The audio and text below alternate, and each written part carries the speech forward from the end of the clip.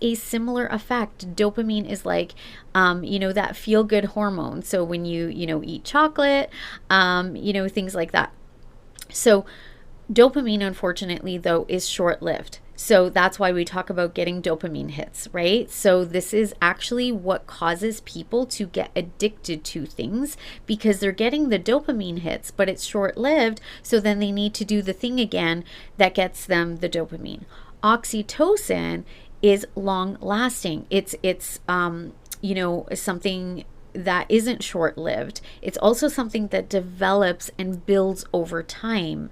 So it's not one of those things like dopamine where you can just get the instant hit and that's it. You kind of have to be consistently doing things to build up the oxytocin hormone in your body and your brain. And absolutely, you very much can. So, and like I said, I'll do a separate video on the whole oxytocin and why and all those kinds of things. But if you want to be able to heal trauma on a physiological level, so in the body, the trauma that's trapped in the body, if you're struggling with that piece of it, work on building oxytocin. So there's several different things that can help with this. Bonding with a pet, right? Especially with dogs, cats as well, but mostly dogs, I think, because they mimic a lot of, human behavior. Cats are really good for, anxiety. It does release oxytocin as well, but dogs seem to be a lot more. And if you're dealing with things like anxiety, which is fear, a lot of times that's having that trapped trauma in your body. So other things can be doing yoga.